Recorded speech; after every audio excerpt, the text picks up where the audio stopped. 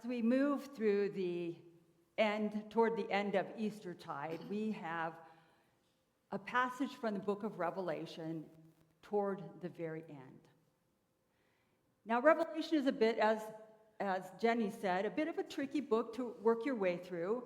And I'll teach you the very first most important thing about this book. There is no S on the end. This whole book, all the chapters of it are only one revelation. Can you believe it? One revelation, one vision that the author had about God and the eternal realm of God. Fortunately, we didn't spend a lot of time working our way through the tricky bits, and it's hard to convince people that there are some really amazing parts in this revelation. There's some beautiful passages that are so well written that they just transcend anything else in Scripture. And so in this year, in the lectionary, this particular letter or revelation appears throughout the readings of Eastertide. And I got a little picky, and I picked one of the passages that I really like. I love this passage, and I tend to use it a lot when I do funerals because it's a reminder to us that the things that bow us down, that weigh us down in this life, the grief and the tragedy and the woundedness will in time be no more. That God will wipe away every tear, will take away mourning and grief.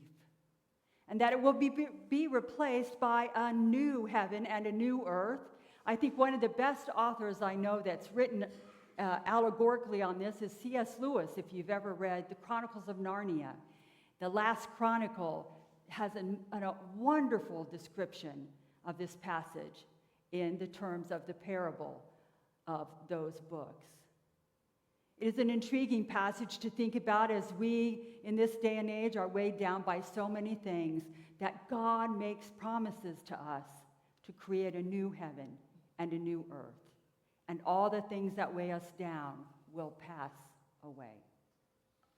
It is a rich passage. There are lots of points of entry that we could take today, but I was really struck by the commentary of Reverend Brian Christopher Coulter, who's a pastor down in Texas. He wrote for the Presbyterian Outlook for our reflections on this text today.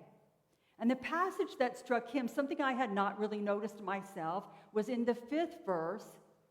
God says to the author, "Write this down, for these words are trustworthy and true." So Coulter goes on to say, well, what does it mean when we say something is trustworthy and true? For Coulter, he proposes that to say something is true means there's some factual evidence, there's something objective that we as human beings understand to be true.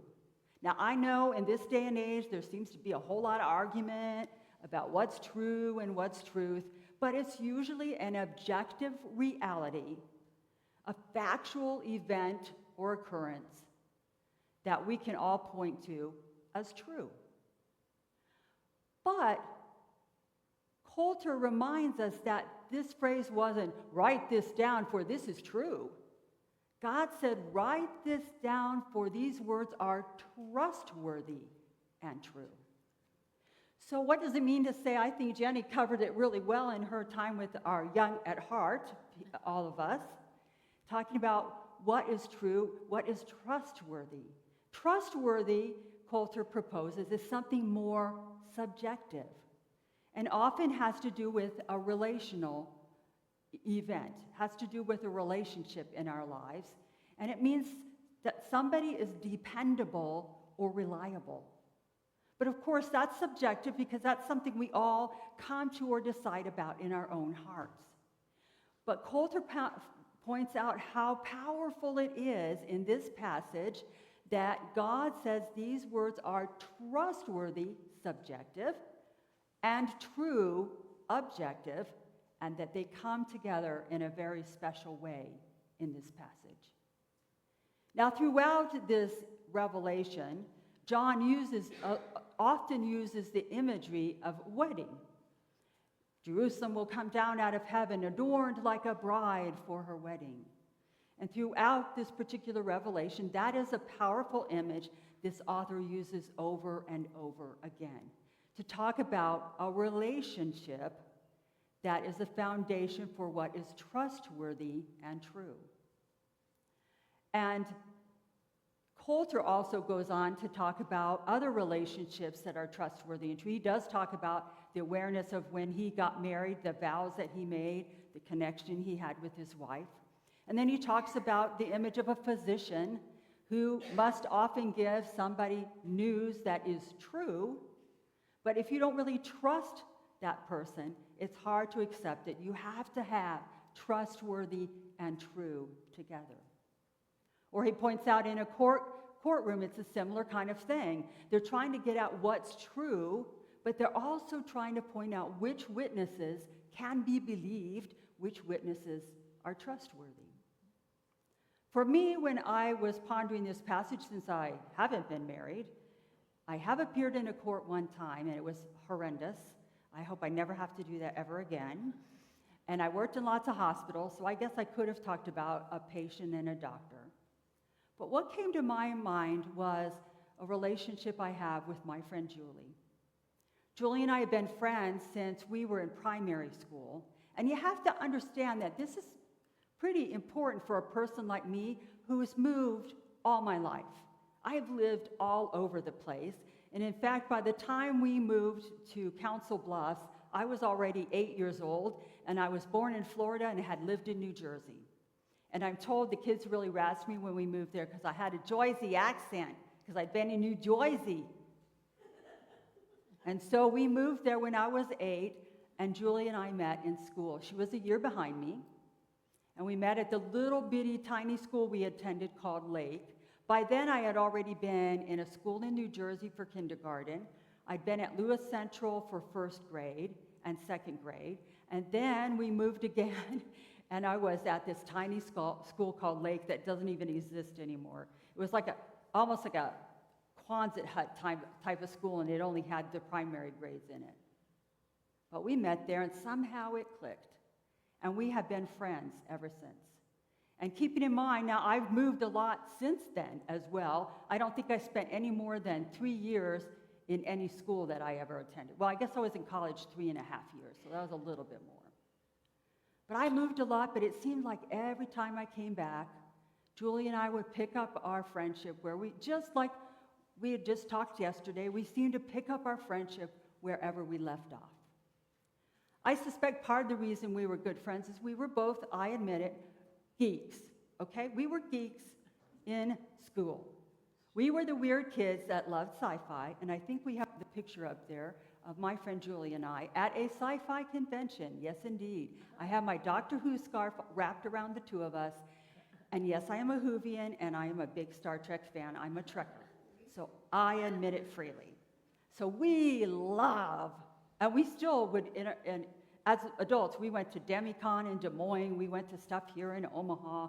The very first sci-fi thing we ever went to was Julie's mom took me and my mom and Julie and her to Lincoln so we could go to this tiny little con.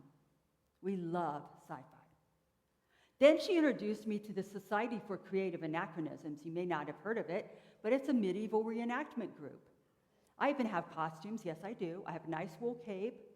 I can be a nun or a wench, depending on my mood for that con. And we would have a blast, just hanging out together, enjoying our favorite hobbies. Of course, in between was listening to the Beatles and growing up in Council Bluffs.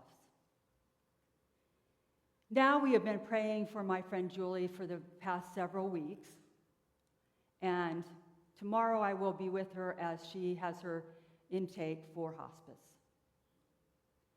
I sat with her in the doctor's office a couple of weeks ago, and the truth that came out at that appointment was she was no longer triumphing over the cancer.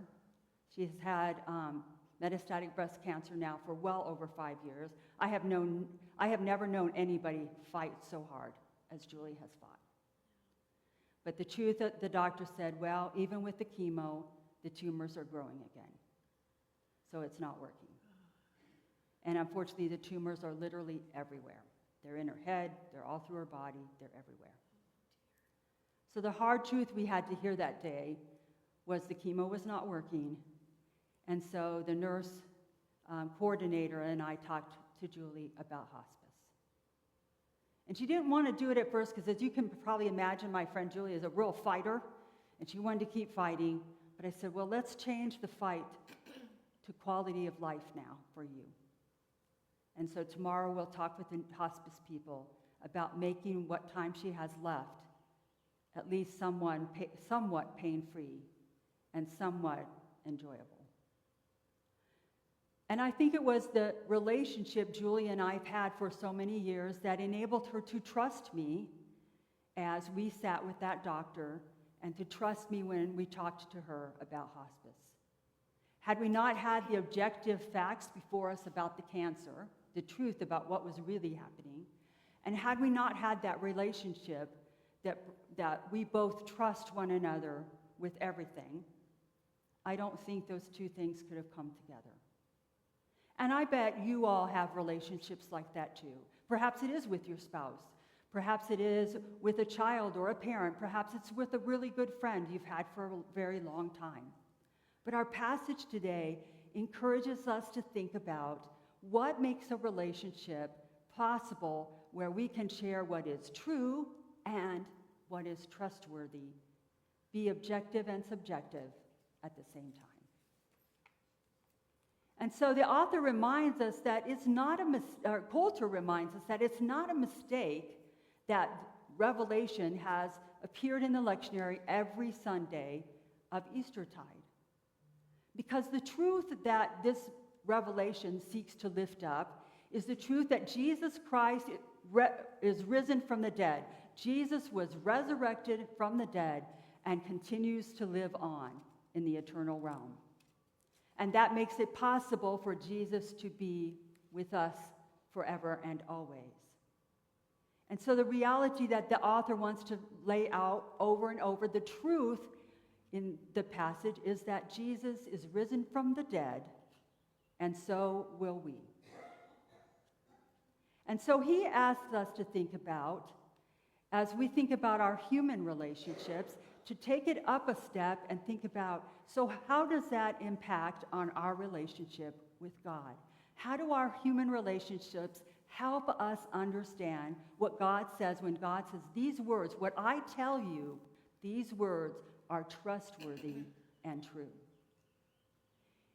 And so Coulter invites us to think about a couple questions as we finish our journey through Eastertide and move toward Pentecost. What is the truth in resurrection for each one of us? And how has God proven to be trustworthy for us in our lives? Now, I would say I believe in and know the resurrection to be true because I've experienced the new life that comes through the resurrected Christ. Especially in the last years as I retired from my last church and I was dealing with a bunch of health problems and this crazy muscle tendon thing by my hip was tearing off or apart or whatever, and I couldn't hardly walk, and it was the last couple of years were pretty gross. And yet I thought this morning as I got ready for church, oh, it's so nice to get ready for church and feel halfway decent. Yay, God, whoa. And I know for a lot of us that's not always true. I know that there are a lot of days, a lot of us do not feel well. We hurt in ways we never thought our bodies could ever hurt. We're not sure it's ever going to stop, but yet we can trust in the truth that Jesus is resurrected from the dead and so brings new life for us. And spring is the perfect time to witness that. To see, as Jenny said, to see the blooming life, the new plants, the flowers. One of the joys I have that I get to live Emmanuel Village, they have manicured grounds like you would not believe. And they have my favorite flower back behind my apartment, peonies. They literally have an arch of peonies. I bet there's at least a dozen peony bushes back there that are all in bloom right now. It's beautiful. So there are signs of new life, whether it's within us, in the world around us, in the lives of other people we know. That is what confirms the truth, that as Jesus is risen from the dead, we experience new life, and we will rise with Jesus in the new heaven and the new earth. But then we're invited to ask, how has God been trustworthy to us in our life? And I know I've traced it back a long way, that there are times in my life where I wasn't too sure what was happening, but I felt God calling me. I know people thought I was banana cakes when I decided I was discerning a call to ministry. If you asked anybody in my high school that if they thought I would ever be a minister, they would laugh at you. Because I wasn't particularly religious growing up. We didn't really go to church. We tried it a couple times. It didn't really work for our family. So we weren't really particularly churched. And yet when I went to college, I discerned this call into ministry. And then when I decided I'd been called to go overseas, people really thought I'd lost my marbles. They're like, "You're going to move all the way overseas? Why?" "Well, God's calling me there."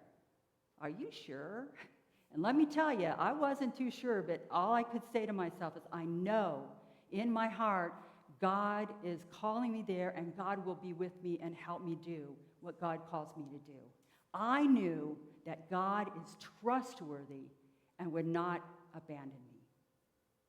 Now, I have to tell you, a few times during these past years since my retirement, I wasn't too sure about the trustworthy part, because I was thinking, why am I having all these problems? What's going on?